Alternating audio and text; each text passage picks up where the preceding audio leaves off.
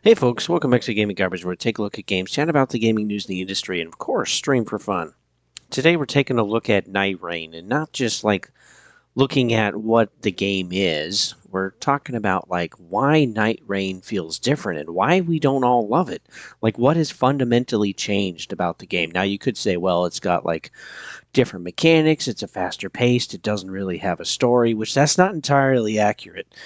there's definitely some stuff in there, but we're going to dig into this a little bit because I think a lot of people are missing why it's incredibly so frustrating and it's kind of smacking us in the face, and it's like, why were the other games so fun and enjoyable? So let's go ahead and get into this. So first, to kind of see what's going on, like, we know there's bugs, we know there's performance issues with NightReign. Some people also have crashes.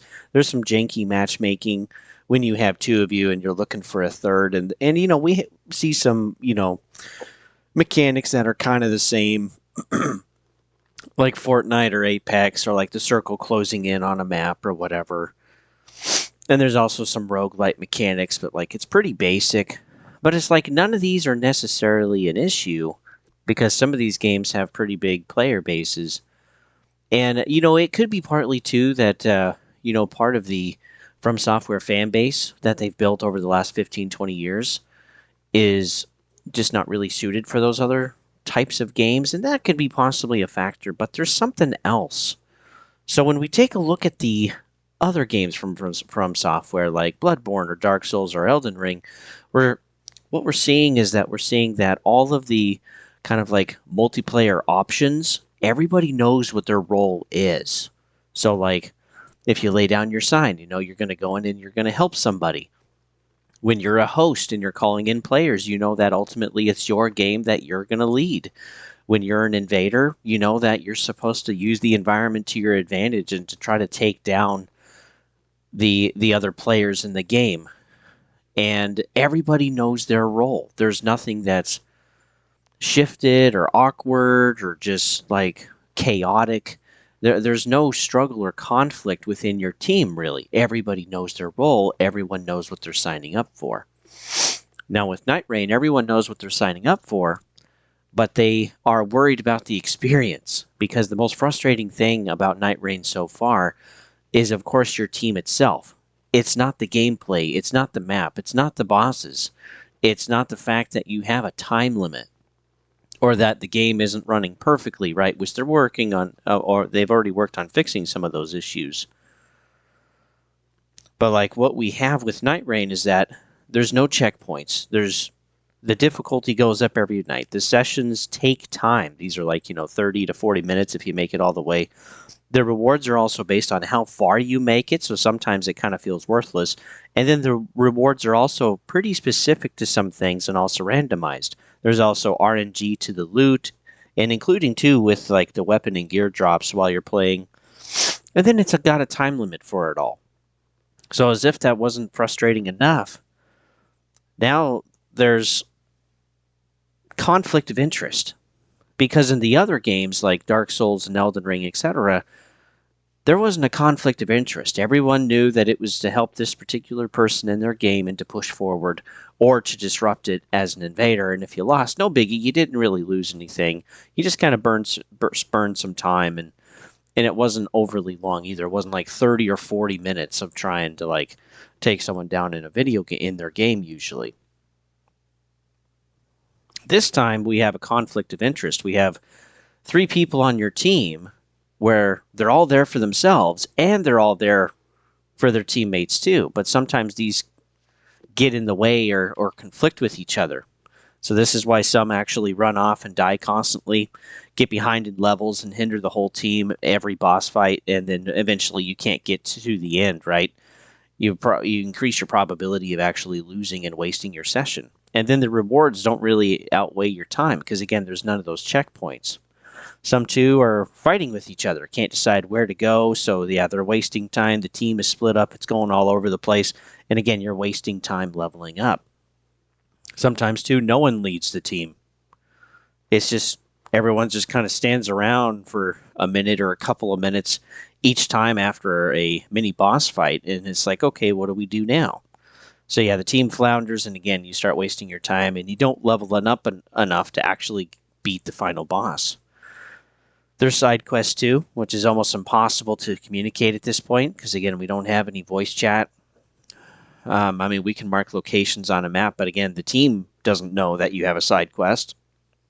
Why you're wanting to run off all the way over there right now, why it's so important. And so all of these things are pretty frustrating. And while there is Discord and party chat, most don't want to join. So you end up just having a silent team anyway. And as players start experiencing these issues, these frustrations, well, then they're more likely to actually leave the game. And so now you have a session that was scaled for 3 people that are now down to 2. And you're just handicapping yourself. And so good luck. And so then maybe the other person actually leaves and now you're just there by yourself. And sometimes 2 players will lose connection and they're able to come back, but then they lose all of their levels. So that's an issue. If FromSoftware is listening to this, that's something they have to fix too. Because, yeah, that screws the team. Because now you got somebody that's basically worthless. Everybody knows it. And then, yeah, that's why you also have some people that are leaving the game. So, for these reasons, this is why players want duos, ultimately, is they want to remove the conflict within the game. They want to increase the communication. And again, this is a multiplayer game in 2025. It's kind of like some of the same stuff we've talked about with Marathon, with voice chat or proximity chat. It's like, man, that is like literally part of the genre for an extraction shooter. And while that isn't what this is, it is a multiplayer game with random people, and you do need to be able to communicate. So hopefully they do add voice chat. What we do know is that duos is actually coming. They announced that yesterday. So they will be putting that into the game at some point, and that's going to help lessen the conflict. And that's really been the biggest difference, is that it's okay to have conflict and strife with the actual game itself, which is basically a battle royale with NPCs or like a roguelite with roguelite mechanics and some other stuff. Like you're fighting the bosses, you're fighting the world, you're fighting the environmentals sometimes, depending on what it is. But ultimately, the worst part of it is that you're fighting with your team too. And that can be just some of the worst stuff. And so it doesn't really make it that fun for some people. Now, the majority of people, yes, they are absolutely enjoying the game. And there's some things that I like about it too. When everything clicks together, it's a blast. You feel good about it because you've all struggled together. You've gotten through this goal.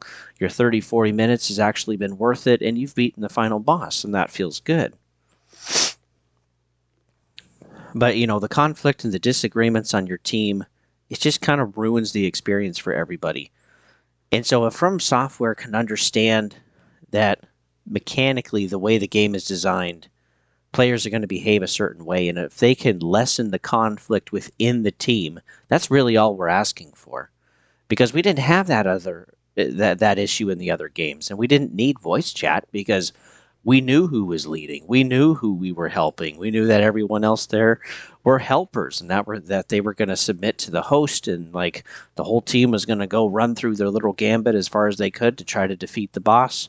And again, it's basically the same gameplay loop that we've already had. It's just the only gameplay loop that's left.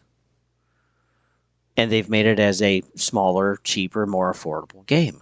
But in doing so, they've also added they've left this extra conflict in the team. And so, luckily, they're fixing some of the stability issues. They've improved solo mode to make it a little bit easier. We know that they're adding duos now, so it's not just solos or trios. And hopefully, too, they add voice chat. Because basically, if they've added voice chat and duos, I think that would basically fix just about everybody's problem that wants to enjoy this game. And something, too, that some of us were probably worried about, myself included, absolutely, is that, was FromSoftware changing? I mentioned that in my last video. Link down below if you want to watch it, my initial look. But FromSoftware is showing that they love their fans. They're taking the feedback, they're making changes to the game actually pretty quickly and delivering the experience that we want, that we're asking for. FromSoftware has 425 employees roughly. NightReign has already sold 3.5 million copies at $40, which is basically $140 million. So now I'm assuming they've probably spent maybe 30 million on this game because all of the used assets, and it's a much smaller game. The game is only like 20 gigs, and it's actually all on the physical disc, by the way. If you want to go pick it up or go find a copy, you can. But yeah, FromSoftware is listening, and this is done by a different director too. And I think it's good for studios to stretch their wings. And FromSoftware is actually doing this pretty well because they've taken a different director, they've taken a smaller scaled game, which is mitigating their risk. They're not trying to start something that's $200-300 million and trying to make it a success from a studio that's never made this type of genre before. Instead, they're stepping back, small scale, keeping the risk down, and seeing what works, and seeing if they can actually build this. And AAA publishers, they can learn from this. Because the AAA publishers, they keep creating resistant gameplay. They keep resisting their player base. Like, oh, we want this. No, XYZ, we can't do that. Oh, we got to have $80 games now because of tariffs. And they're constantly pushing against what the players want. And if you just give what the players want, they're going to spend time in your game and they're going to spend money doing it. The money will flow. And that's something these AAA publishers, they don't seem to understand. And FromSoftware is literally showing them how to do it. Now, maybe FromSoftware too also wants some smaller projects to bring some revenue in while they make some of their bigger games, which I'm sure are going to be kind of like Dark Souls, like Elden Ring, like Bloodborne. I mean, we've had Sekiro, Armored Core 6, and now we've had NightReign, and we're also going to have Duskbloods too. And there's probably going to be some other things in the future. And Miyazaki at FromSoftware isn't going to be there forever. He's eventually going to retire, and new leadership is going to have to take up the mantle and make these games. And so this is a cool way to be like, look, here's some money. Here's your project. Go do it. Let's see how you do. Let's get you some experience. And again, if it fails, the risk is small. It's not going to destroy the company like Rocksteady or Arcane Austin or Bungie right now. And so, yeah, they're doing a good job. So ultimately, I think we should see where NightReign and Duskbloods go. I'm worried about the shifting of the company, yes, because we've seen it so many times. The companies that we loved, the devs, studios that we trusted, they try something, they shift what they're focusing on. It just completely changes everything, and it's not focused on the player base anymore. It's focused on the company and the money. But yeah, let's see what happens with these games. NightReign is reusing assets. They got that small budget. They got a new director. They're trying something new, and I think ultimately that's good. We've already seen that they've made their money back basically 2 or 3 times over in less than a week. There's no microtransactions. The game is offered as a whole game for $40, which again is wonderful. That's focused on players, not the company. They're also listening and catering to the players. And including bringing duos, which is probably the biggest thing that people are complaining about right now, to remove some of that resistance in teams. And so that's ultimately going to make the gameplay experience more fun more often. And maybe, too, this is all good because FromSoftware, they could redefine what live service means.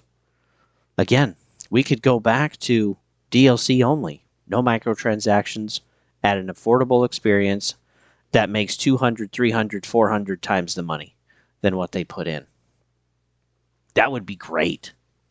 Because I'm guessing they spent, again, $30 million on the game to actually make it in, 2.5 years. And then the marketing budget on top of that, let's say it's $50 million.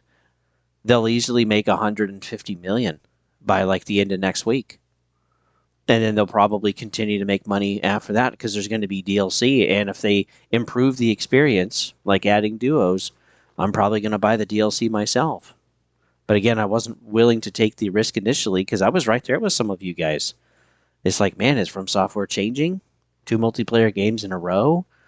and like I'm fighting my team more than the game, that's totally not what I want. So, but so far FromSoftware shows that we can trust them. So let's see what happens with NightReign. And they're making and improving things to make the game the most resisting and conflictual part, not the team. Again, it's great having those duos. All they really need to do now is just add voice chat, and they basically have another banger on their hands. And they're learning for Duskbloods, which again is great. They need to be able to do that because that's going to be a bigger budget game. So thanks for tuning in, folks. You can always follow me at Gaming Garbage 22 over at YouTube. You can also follow me over at Twitch at Don't Tread on the. And then, yeah, also don't forget our playlist. There's actually a lot of stuff we do for the channel, so including playthroughs and reviews and gaming news. So with that, folks, thanks for tuning in, and I'll see you at NightReign.